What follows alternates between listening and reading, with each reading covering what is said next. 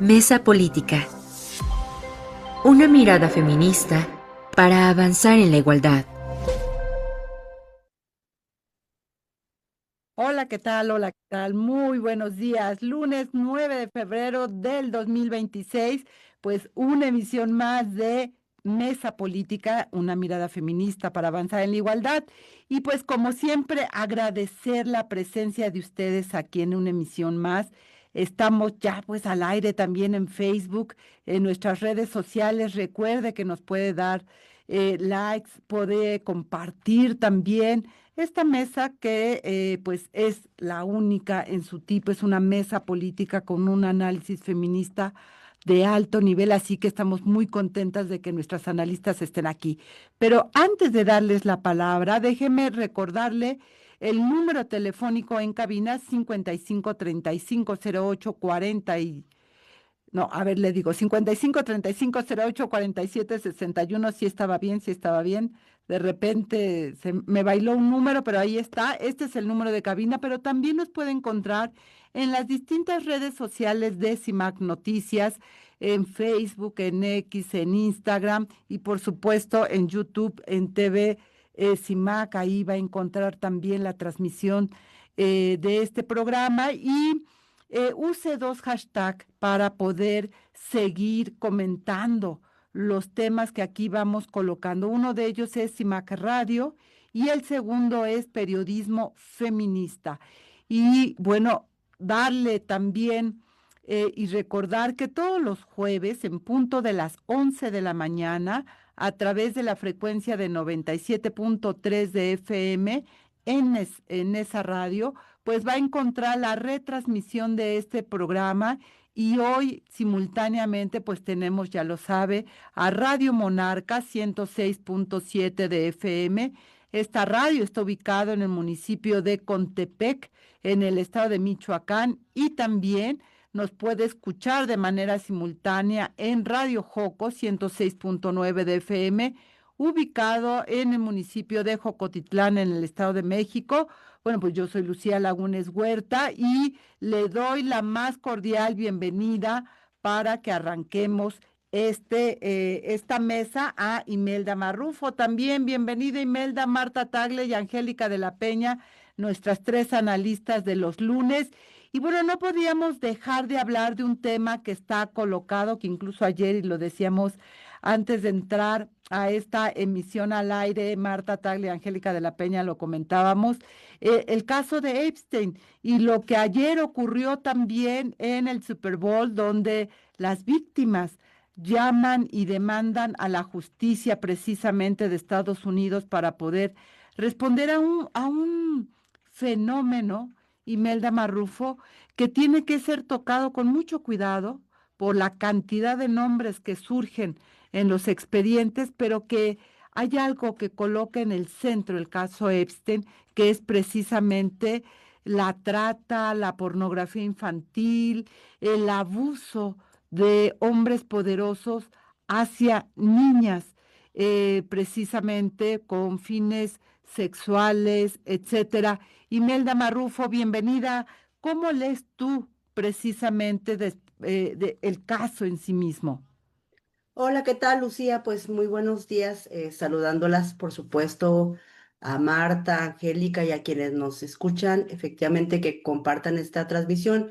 Y sí, así es, pues bueno, ya desde hace varios años se ha estado dando seguimiento al caso de Jeffrey Epstein de los Estados Unidos, que como sabemos, pues ya tiene una, digamos, largo recorrido desde las denuncias en 2005 y después desde su, digamos, orden de aprehensión, murió, sabemos, en prisión. Y bueno, recientemente la información que por supuesto se ha recorrido a nivel internacional de los documentos que se han vertido por parte de el Departamento de Estado, pues ha estado, digamos, en los diversos medios y espacios de comunicación y han tocado, por supuesto, información interesante, aunque digamos, más allá de los datos o de los nombres que luego suelen salir y que esos llaman mucho la atención, me parece que es importante poder recalcar y poder, digamos, establecer una conversación, me parece, para poder abordar efectivamente no solo, digamos, este hecho como un tema que ocupa a los Estados Unidos y desde donde analizar efectivamente la situación de las víctimas, que es el centro, me parece que es una buena oportunidad para también conversar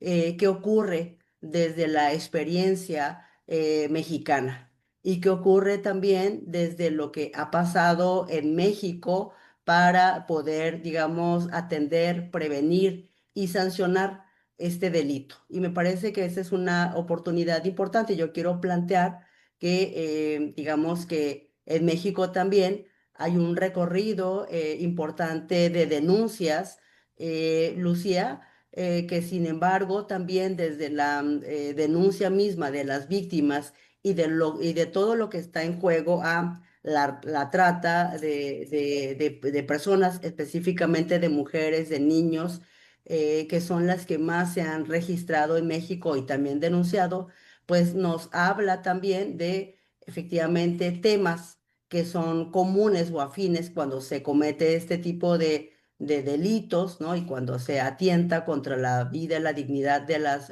mujeres, de las víctimas, pues cuáles son los comunes en este tipo de circunstancias, Lucia. Y creo que cuando hablo de la experiencia en México, nos parece importante recordar y reconocer que estamos hablando ante, digamos, uno de los fenómenos que constituyen una esclavitud moderna, una esclavitud contemporánea. Ese es un tema importante que hay que verlo desde esa perspectiva. Otro elemento que me parece importante colocarlo es que tiene una dimensión efectivamente penal, pero no solo, ¿verdad? Y en esa dimensión penal, pero no solo, hay una serie de vacíos y de carencias y de dificultad para, digamos, su tipificación y lentitud por diversos motivos que supongo las queridas ex legisladoras, quienes han transitado por esos espacios, nos podrán compartir, pero decir que ha habido como ese proceso a nivel, digamos, jurídico y de legislación, muchos esfuerzos valiosos, por supuesto, pero también resistencias importantes, Lucia, y colocar también la dimensión, diría yo, social antropológica que tiene que ver con esta, digamos, resistencia también para poder, digamos, comprenderse todo lo que está en torno a esta situación de la trata y de esta red de explotación sexual, laboral, etcétera, etcétera, que implica, por supuesto, negocios, que implica la mercantilización de la propia sexualidad, que implica una serie de intereses importantes desde quienes la consumen. Y me parece que aquí es donde ha habido poco, digamos, aunque se ha planteado, Lucía, poco detenimiento por los intereses que están en juego. Por ejemplo, diría yo que no podemos dejar de ver la trata en el caso mexicano, ¿verdad?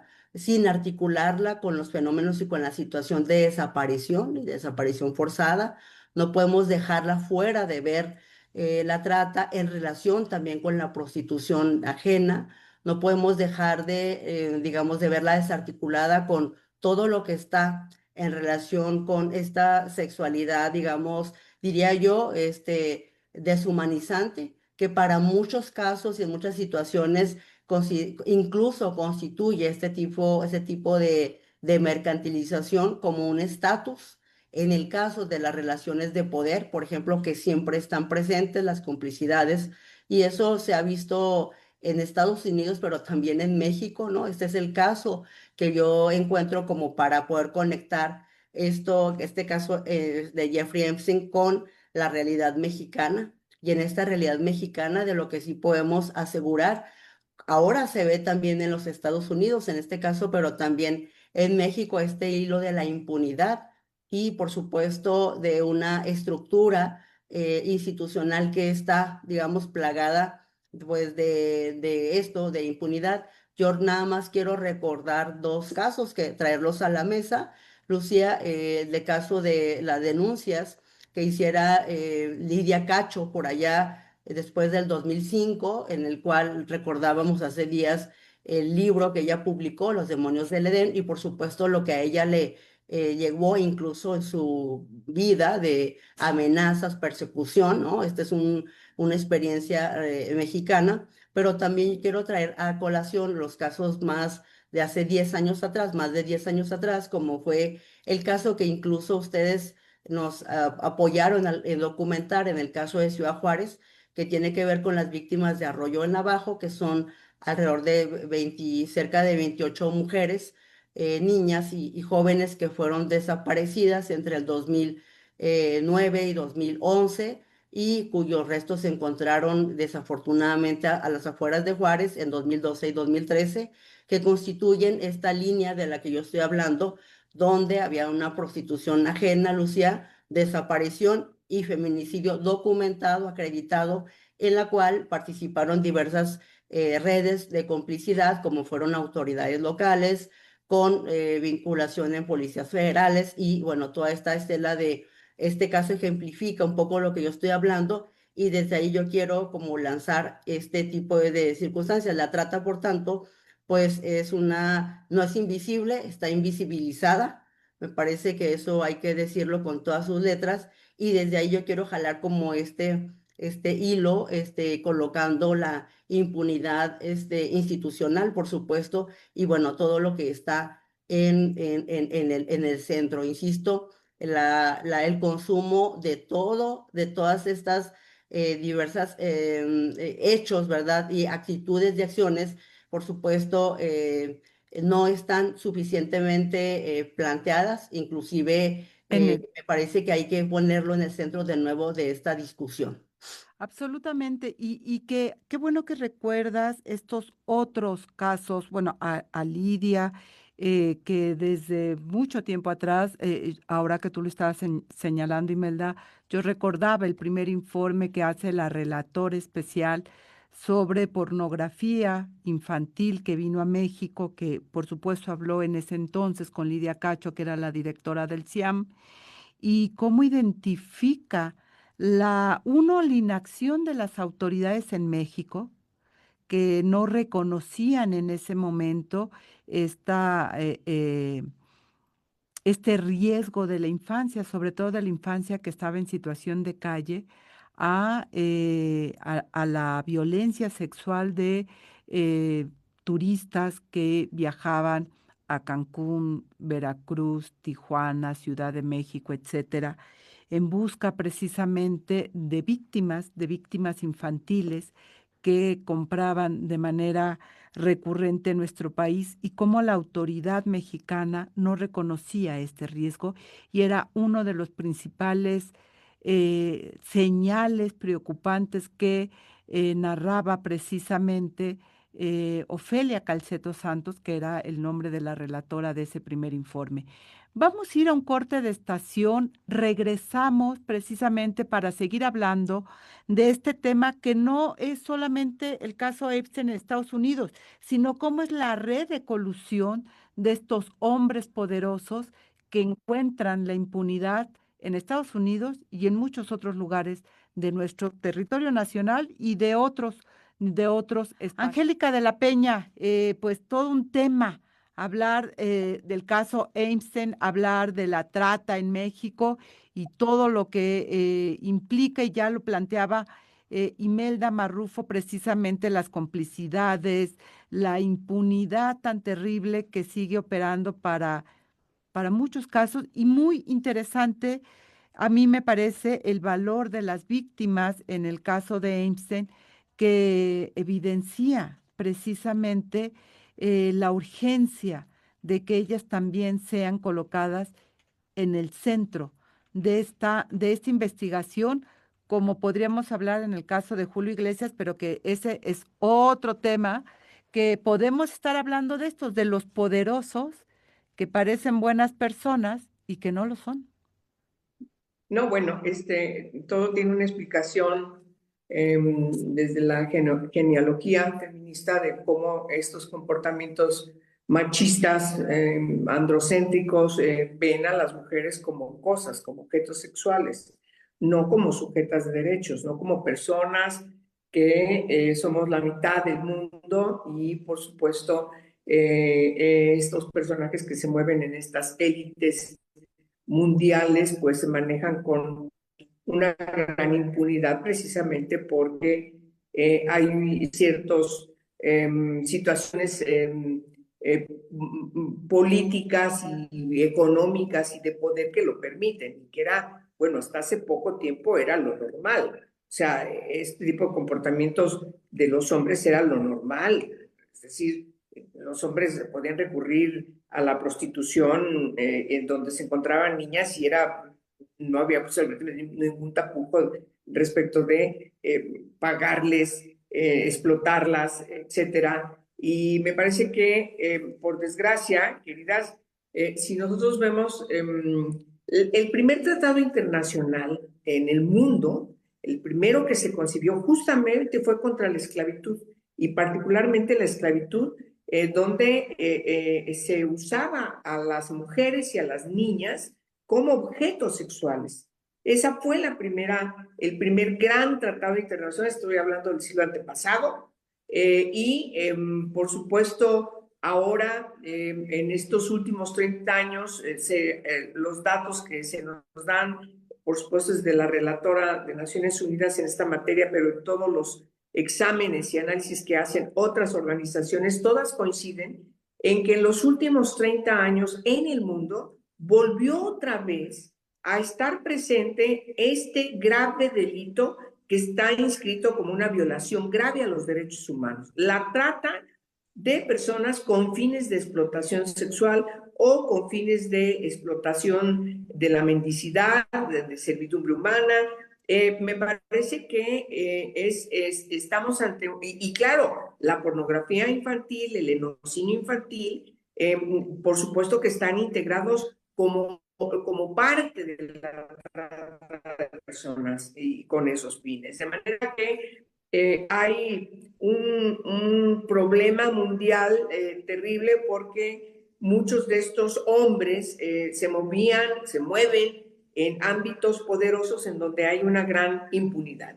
El caso que nos convoca hoy en este programa de Jeffrey Epstein, pues me parece que es emblemático en Estados Unidos, porque refleja justamente que este hombre se movía así, en estas élites, en donde yo creo que todos los que participaron en alguna cena o en alguna reunión, incluso de tipo informal, pues deben estar preocupados porque sabían quién era. Ya si participaban o no, no se sabe con puntualidad, porque todavía sigue el debate después de 6 años de muerto este hombre, que ustedes recordarán se suicidó cuando volvió otra vez a regresar a privado de su libertad. Al mes de estar privado de su libertad, de repente aparece muerto en su celda. Se dice que fue un suicidio, pero desde entonces se está insistiendo por distintas voces en Estados Unidos que se conozcan los expedientes de Epstein.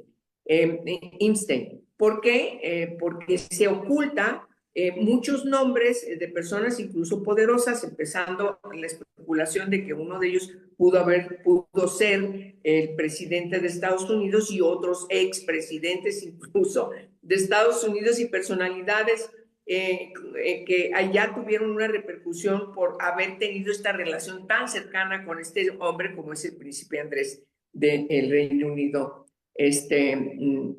que incluso tuvo que pasar por un proceso de una especie de desafuero por parte de su madre por este tipo de acusaciones. Yo creo que lo que refleja esta impunidad yo insistí cuando tratábamos el tema internamente, nosotras, decía yo, hay que también hablar de la situación de México.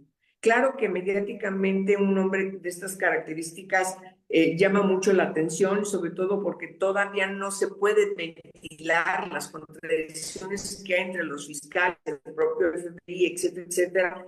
Pero en el caso de México, el problema de la trata de personas, de la trata de mujeres, niñas y niños, es verdaderamente terrible. Estábamos ahorita escuchando yo con mucha atención a mi querida Imelda, que hablaba incluso de la desaparición forzada. La desaparición forzada, cuando tú ves los datos, cómo viene creciendo precisamente en el número de mujeres jóvenes, algunas incluso niñas y niños, que desaparecen, que no se sabe dónde están, cuál es su paradero, cuál es su suerte, pues ahí encontramos que hay una preocupación desde el punto de la criminal, de quienes investigan la criminalidad, de que efectivamente están siendo llevados, fueron desaparecidos porque están en las redes de trata de personas, o los desaparecen precisamente a consecuencias de la trata de personas con fines de explotación sexual. Entonces, sí estamos ante un problema muy grave en el mundo. México es uno de los primeros países en pornografía infantil. Esa es una de producción de pornografía infantil. Y entonces este tema da para un gran análisis de varios programas, porque debemos insistir, querida Lucía, queridas, en que necesitamos ventilar este tipo de crímenes, porque la perminicidad que las autoridades en este país no le dan la importancia que debería, es realmente preocupante frente a un delito que sabemos está allí y que crece, y que hay lugares como los que ya se mencionaban, incluyendo, por ejemplo, Y, Acapulco. Hay una investigación muy importante en y Acapulco y en otros sí, lugares turísticos de México que abs- se lleva a cabo este tipo de trata. absolutamente. Y creo, Marta Tagle, que el caso Epstein también nos va colocando cómo se relacionan los poderes, ¿no? Los poderes políticos, los poderes económicos, que van permitiendo que esto se vuelva realmente parte de los privilegios de los hombres poderosos, Marta Tagle. Sí, gracias, querida Lucía, estimadas compañeras. Pues yo también, antes de ver justamente el comercial que se dio en medio de Super Bowl, que me parece muy importante por la cantidad de audiencias a las que pueda Claro. llegar este comercial de las víctimas de Einstein, me preguntaba justamente por qué se sigue hablando tanto solamente de Einstein, de su estilo de vida, ¿no? O sea, como que siempre se habla mucho del victimario y muy poco de las víctimas y las consecuencias que esto tiene en la vida de ellas. Y por eso me parece tan importante este comercial donde efectivamente, pues, dar la cara, ¿no? Y enfrentar el tema me parece muy importante, ¿no? Entonces, creo que eso es necesario señalarlo porque yo creo que el caso de Jeffrey Epstein no se debe presentar solo como un escándalo sexual, porque me parece que eso es lo que vemos en los medios, ni tampoco como la conducta desviada de un individuo. Con eso quiero ir hacia la pregunta que me hacías, sino si justamente es un caso emblemático. Que desafortunadamente no es el único que hay, pero sin duda nos pone como la muestra de lo que sucede en un tema de trata de personas con fines de explotación sexual. O sea, hay que nombrarlo como es, o sea, desde un principio, ¿no? Para no trivializar la violencia, porque seguirlo presentando como el escándalo sexual y incluso la inteligencia artificial ha generado ahí perfiles de posibles personas que puedan estar o no haber estado involucrados, desvían muchas veces la atención y se convierte más en un tema de escándalo. Y hay que hablar que Einstein pudo operar durante tantos años gracias sin duda al dinero. O sea, nadie puede dejar de reconocer que era un tipo que tenía dinero y además por la explotación que hacía también generaba dinero. Y también pudo operar por las redes de poder. O sea, al final de cuentas, el que ahora haya tanta discusión sobre estos expedientes que estuvieron archivados durante tanto tiempo, es justamente por todas las personas que en su momento tuvieron poder y que están ahí con redes de poder. Y finalmente, también pone en evidencia pues las fallas estructurales de un sistema de justicia. Imagínense, eso pensando en Estados Unidos, ¿no? Porque al final de cuentas este tipo llega mucho tiempo después a la justicia y aparentemente se suicida y también pone ahí de por medio esta falla estructural del sistema de justicia que no operó nunca en contra de estas redes poderosas y que sigue sin hacerlo. O sea, el tema es que esas redes de poder que permitieron que Einstein hiciera esta trata con fines de explotación sexual de tantas mujeres en Estados Unidos y de otras partes del mundo, tiene que ver también con una falla estructural del sistema de justicia, querida Lucía, compañeras. Absolutamente. Marta, tú colocas algo muy importante, es decir, romper esta lógica del espectáculo de la violencia, ¿no? De colocar solo el foco en el agresor y abres la lente para que miremos más allá, que eso me parece muy importante, y coloquemos a las víctimas en el centro. En estos días, no sé si ustedes vieron, y lo quiero ligar con eso, Marta Tagle, una entrevista que le hacen a la directora de El Diario de España, que es quien saca a la luz pública el caso de Julio Iglesias, este cantante tan famoso, tan querido, porque era un ser querido, que se revela pues esa violencia sexual que ejercía con las mujeres en el trabajo doméstico que tenía en sus mansiones y todo lo que hacía. Y por eso me parece tan importante recuperar esto que tú señalas, Marta, de no verlo como casos aislados. Hoy es el caso Epstein, mañana es Julio Iglesias, pasado puede ser Mario Marín y todo su séquito, y encontrar precisamente los eslabones estructurales que permite que esto ocurra. Uno, tú decías, la impunidad, sin lugar a dudas, pero el otro es el poder político que muchos de estos actores tienen y que eso les protege enormemente, mi querida Marta Tagle.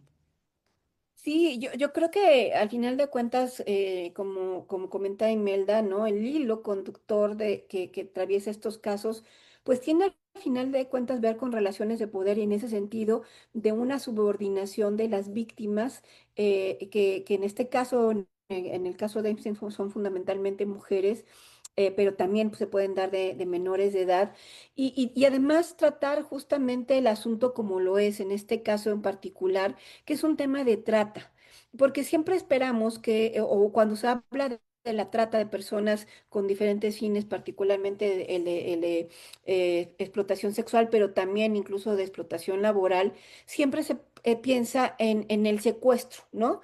O incluso se considera que la trata está involucrada a la violencia física de manera explícita.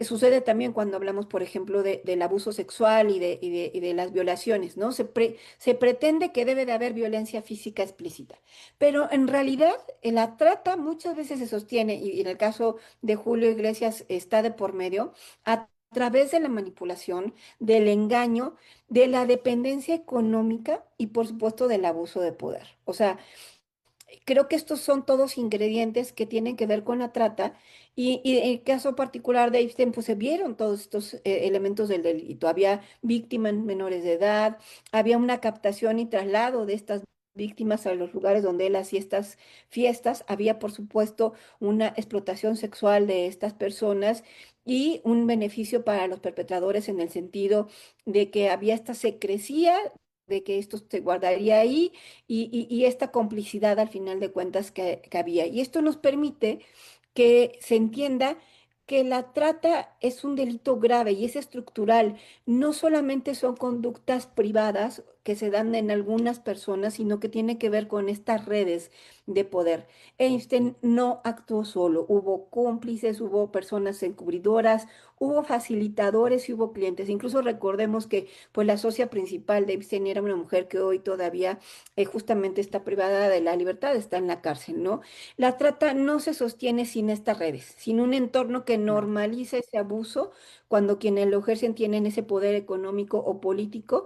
Y, por ejemplo, el papel de Ghislaine Maxwell, que es esta mujer para sirve para ilustrar cómo operan estas redes sin perder de vista que el problema no se agota solamente en una persona y con esa mirada creo que tenemos que ver, además, habiendo sido legisladoras, Angélica y una servidora, también hemos visto, ¿no? Las enormes resistencias para poder atender de manera correcta desde la legislación, la sanción a este tipo de redes que se dan en México también, por supuesto, y siempre hay un montón de resistencias y sigo creyendo que hoy es en la legislación en la que menos se ha podido avanzar justamente por las redes de poder que atraviesan este tipo de redes de trata.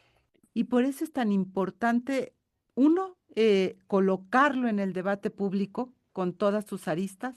Dos, escuchar a las víctimas y que sean ellas las protagonistas y colocarlas en el centro con todo el cuidado que se merece, porque estamos hablando de vidas humanas, Imelda, de un sinnúmero de niñas que estuvieron atrapadas en este círculo y en este pacto patriarcal del silencio, porque ahí todos son cómplices.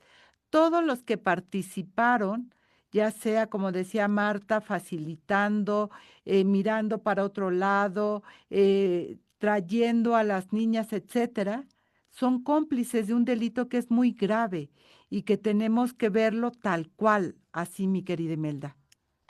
Sí, fíjate que en este análisis que estamos compartiendo, Lucía, me parece que pues hay varios, digamos, lazos que conectan efectivamente lo que estamos planteando. Y en ese sentido, efectivamente, insistimos en la mercantilización del uso de los cuerpos de las niñas, de los adolescentes, de las mujeres, claramente. Y como ya lo señalabas, Lucía, también de un silencio social, por supuesto, ligado muchas veces, por supuesto, a la normalización desde la violencia sexual, Angélica, Lucía, esta normalización de la violencia sexual y todo lo que está conectado con ellos, me parece muy importante y lo quiero colocar como alguien como una organización que acompaña a familiares de víctimas de feminicidio y diría e insistiría en que así pues no se debe de ver digamos, la comisión del delito de trata y todo lo que implica de manera aislada, insistimos en eso, es decir, como casos individuales, sino también en la conexión con otro tipo de conductas delictivas, porque si no lo vemos y analizamos de esta manera, no se investiga de esa manera. Y lo que hemos planteado, Lucía, desde Juárez, es la vinculación, y lo digo porque además lo hemos acreditado en expedientes, obra en juicio, y han sido las madres, las víctimas, de víctimas de desaparición, quienes han incluso aportado información valientemente también en Juárez. Yo puedo citar y recordar a la señora Norma Laguna, que yo sé que varias veces nos ha escuchado junto con la señora Susi este programa, y efectivamente vincularlo con todo el tema de la pornografía infantil, vincularlo con, ya lo decía también Angélica, y lo recuperabas en algún momento, Angélica, como legisladora, la desaparición forzada en esta vinculación.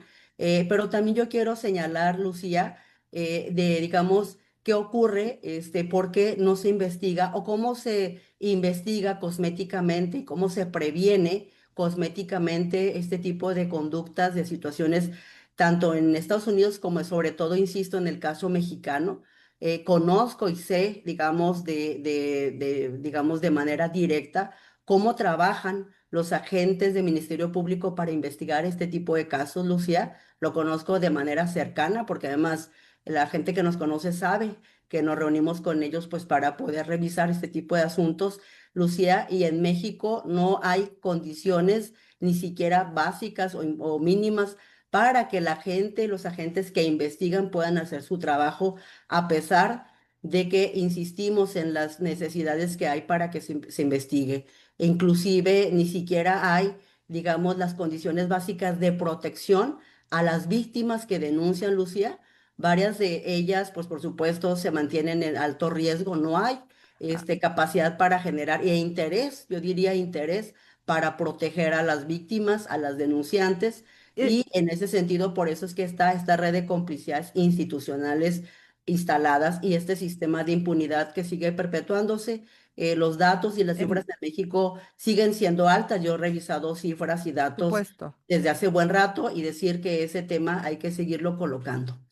Totalmente. Y no solo eso, es decir, lo que las redes, sí, las redes de complicidad, Angélica de la Peña, que tienen los tratantes, ejercen todas las presiones en todos lados y más cuando se busca generar leyes que vayan al corazón, digamos, precisamente de este negocio multimillonario que cuenta con tantos poderes alrededor, Angélica de la Peña.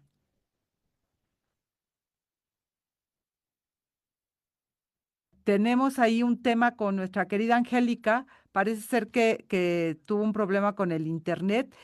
Marta Tagle decía, ¿no? Tú has sido legisladora, lo comentabas, sabes de lo difícil que es legislar cuando tocas los poderes como estos, ¿no?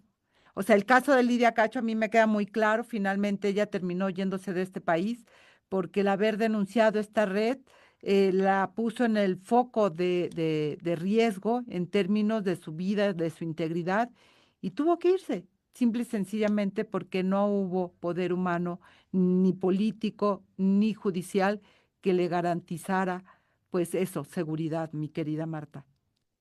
Sí, sin duda, o sea, hay una legislación, pero cuando se ha dado el debate sobre esta legislación, parte central de la discusión se ha dado en el tema de las competencias, ¿no? O sea, como que de repente a quien le toca y se lavan las manos, y al final de cuentas es un asunto tan complejo que involucra una serie de más, como ha venido comentando Imelda, de delitos que están involucrados o vinculados con el tema de la trata con fines de explotación sexual que requiere, ahora sí que el involucramiento de las instituciones del Estado en los diferentes niveles de gobierno, y no ha sucedido eso, o sea, simple y sencillamente es casi que imposible. Y por otro lado, vemos estas resistencias de las que les hablaba, en las cuales siempre quieren tratar el tema con pincitas, no entrarle, le dan la vuelta, no hay que señalar a nadie porque puede ser que estemos señalando a alguien inocente, ¿no? O sea, como que se cuidan mucho. Y entonces yo quisiera solamente para concluir en esta parte decir que el caso de Einstein no se trata de mirar al pasado, sino reconocer que la trata sigue siendo posible hoy porque existen condiciones de silencio y complicidad y por supuesto de impunidad.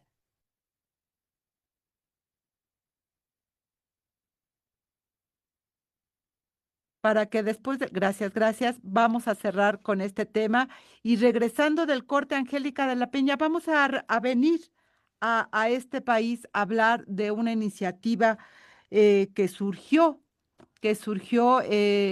pues plural, de manera abierta, que es este Frente Democrático del cual te vamos a pedir que nos pongas en contexto. Angélica, háblanos, danos el contexto de este frente, porque la reacción también, así como Trump reaccionó ante los anuncios en el Super Bowl, pues la reacción aquí en México, pues no canta mal las rancheras, mi querida Angélica de la Peña. Pues sí, al otro día que se publicó el llamamiento del Frente Amplio Democrático que se está integrando, este llamamiento lo firmaron más de 480 personas, ahorita en el Change ya tenemos más de 1000. Ciertamente causa una reacción en la presidenta Sheinbaum al otro día. A ver, ¿qué es este Frente Amplio? Como el nombre lo dice, democrático, lucha porque se ha configurado porque hay una preocupación legítima respecto de la reforma electoral anunciada que no se pudo concretar en el sexenio pasado por López Obrador, por su falta de mayoría calificada, que no podía reformar la Constitución, pero ahora con la sobrerepresentación y la cooptación de senadores de oposición, pues ya tienen los 2/3, la votación calificada que les permite hacer lo que quieran con la Constitución, como ya lo hemos visto, la desaparición del Poder Judicial en su autonomía como lo conocemos, y ahora tenemos otro producto de acordeones, etcétera, y la anunciada reforma electoral que quedó pendiente, si bien no tenemos un texto para saber exactamente cuál es la trascendencia de esa reforma electoral, sabemos que va a ser una reforma constitucional y que impactará a todas las leyes en esta materia y, por supuesto, hay que decirlo con toda puntualidad, puede, en base a los hechos y a cómo se han conducido con estas mayorías que ya tienen y sin escuchar a la oposición, pueden hacer lo que quieran. La presidenta ha estado mencionando algunas cuestiones. Pablo Gómez también dijo otras, que es el encargado de esta comisión presidencial para diseñar la reforma electoral, y entonces en base a lo que ellos mismos han dicho, es que hay, insisto, una preocupación de muchísima gente que nos hemos reunido en este Frente Amplio Democrático para señalar que ninguna reforma electoral, porque nunca ha sido así, puede hacerse sin la presencia, la discusión de la oposición. Debe ser escuchada la oposición y la academia, los especialistas que tienen toda la experiencia en la materia, como siempre ha pasado.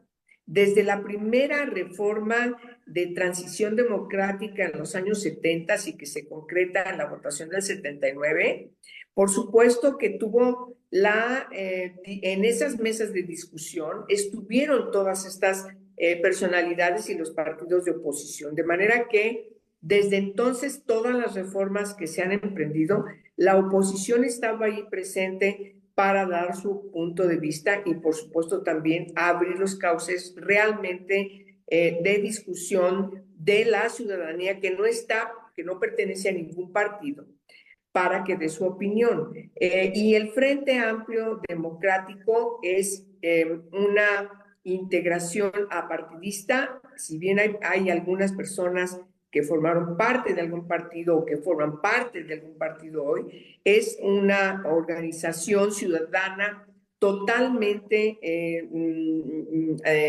separada de los partidos.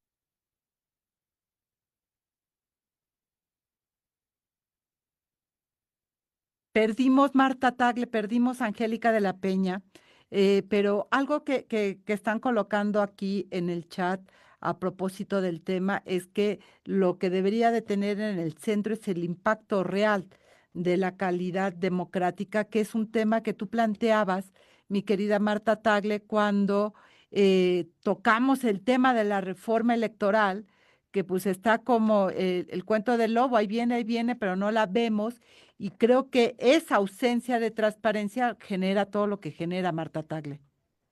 Sí, yo creo que justo lo que el Frente Amplio Democrático se propone es transparentarlo, ¿no? O sea, digamos que la pregunta fundamental que pone es quién decide las reglas del juego democrático y si éstas se hacen con inclusión de todos los sectores o si se hace de espaldas a la ciudadanía, porque justo lo que tenemos ahorita de no saber qué pasa con esa iniciativa y en qué momento se va a presentar es qué es lo que están negociando, o sea, porque sin duda, lo que ha venido retrasando la presentación de la iniciativa no es solamente que se está construyendo, sino lo que están negociando particularmente con el PT y con el Verde para poder contar con sus votos que son necesarios para aprobar esta reforma y no saber qué se está negociando.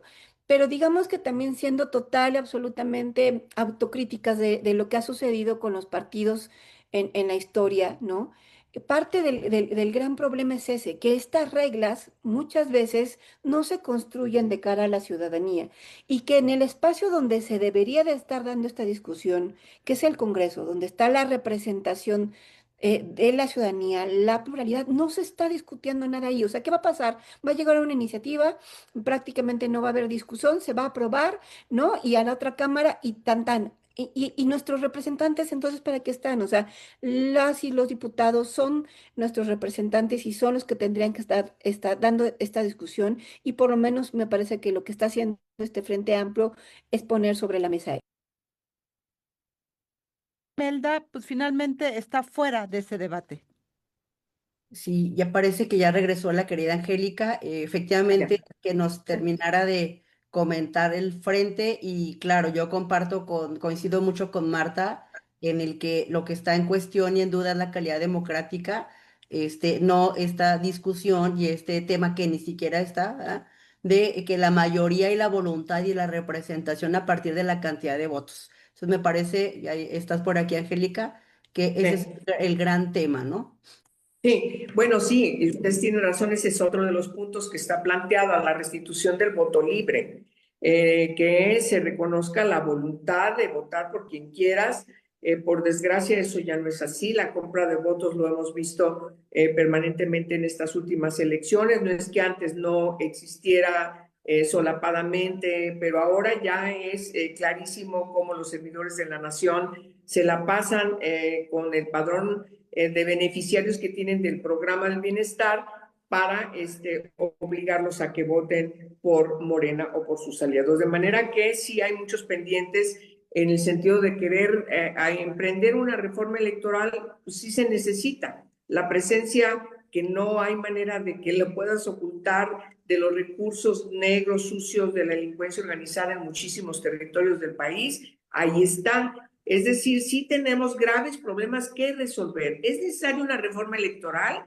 Sí es necesaria una reforma electoral, pero no para trastocar a los partidos políticos, limitándoles sus recursos o no resolviendo el problema de la sobrerepresentación o querer quitarle el presupuesto al Instituto Nacional Electoral o seguir cooptando al Tribunal Electoral. Es decir, sí tenemos graves problemas que resolver y entonces sí es necesaria una reforma electoral. ¿Qué es lo que plantea el Frente Amplio Democrático? Escúchese a todas y a todos, porque hay agenda, sí hay agenda, hay propuestas, se va a emprender una reforma electoral, tenemos que estar allí, como siempre hemos estado, quienes no formamos parte del gobierno para ser escuchadas y escuchados, porque tenemos una gran cantidad de asuntos que estamos planteando tienen que ser integrados ahora en el marco jurídico electoral, político electoral. Entonces, el Frente Amplio de eso trata. Claro, y que ese es el fondo, es decir, cómo se construye de cara a la ciudadanía con todos los actores que deben de estar sentados a la mesa para hacer un nuevo pacto político. ¿Qué es eso? El proceso electoral. ¿Cómo vamos a elegir? ¿Cómo nos vamos cómo la ciudadanía va a participar también y vamos a estar representados? Bueno, se nos ha agotado el tiempo en esta mesa política de este lunes 9 de febrero. Angélica de la Peña, Marta Tagle, Imelda Marrufo, muchas gracias por estar y por supuesto, gracias tía Car, Lupita Cabañas, Yajair Gutiérrez, Lidia Cordero, Abdiel Yair, Patricia Beltrán, muchas gracias por sumarse precisamente a esta conversación. Yo soy Lucía Lagunes Huerta, nos escuchamos el próximo lunes a las 10 de la mañana en una emisión más de Mesa Política, una mirada feminista para avanzar en la igualdad. Recuerde la producción que estuvo a cargo de Yasmín Hernández y Georgina Monroy. Tenga excelente semana. Hasta pronto. Mesa Política. Una mirada feminista para avanzar en la igualdad.